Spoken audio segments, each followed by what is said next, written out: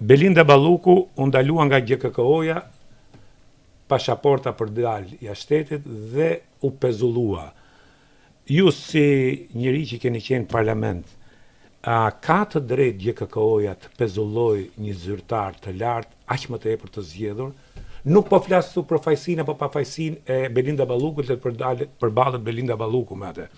Por a ka të drejtë, sepse mos po bëjmë një ex mashina me spakun që po merr. Tani këtu ka një gjë që njerëzit kur vjen puna po themi për drejtsinë apo për standardet e drejtësisë, kur kemi folë dhe kur ka ndodhur se unë kam provuar vetë pa drejtsinë dhe prodhimin e një ngjarje, po themi si në kohën e komunizmit, montimin e një çështje për shkak të fjalës. Edhe unë kam bërë, domethënë një vit burg dhe më ndaluar me sheq mandati, më ndaluar kandidimi. Vetëm për shkak të betejës politike. Pra, unë kur kam folur për standarda në drejtësi, kam folur për gjitha standardat që do t'i vinin dhe kam thënë që do t'ju vinë mbi shpinë edhe këtyre që e mbrojnë sot, që janë Partia Socialiste. Që kanë në këtë sistem dhe kanë ndërtuar në këtë sistem edhe me njerëz të afërt të tyre, shumë të afërt edhe jo vetëm politikisht. Kështu që në këtë kuptim unë për çka ka të bëj me sistemin gjyqësor, ndihem mirë me veten që unë i kam thënë edhe kur të tjerë mund të kenë pas frikë apo mund të kenë qenë të konformuar. Dhe kam mbajtur dekostor për atë punë, pra nuk jam treq.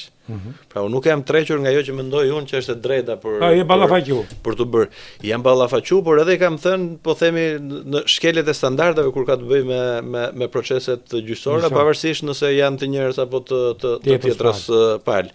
Ajo që ka ndodhur sot është që është situatë e rëndë. S'pari njerë që të zëvendës kryeministri e dytë, pas po ashtu pas Ahmetit, po edhe pas arrestimit të personit të dytë apo tretë, quheni si doni, po një prej njerëzve më të fuqishëm Partinë Socialiste që ka qenë kryetari i bashkisë, ish kryetari i bashkisë Tiranës, por sot është në burg Erion Veliaj.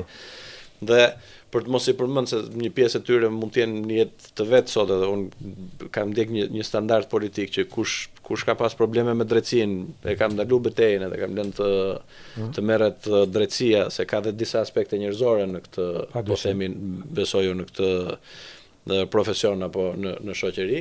Pra po ti marrësh janë një radhë gjatë zyrtarësh të cilët janë kapur në korrupsion apo në lidhje me krimin.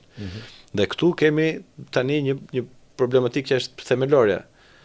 A ka disa standarde politika të një demokracie që perëndimore që ne duam të shkojmë që kush ka përgjegjësinë politike për ndodhjen e këtyre rasteve?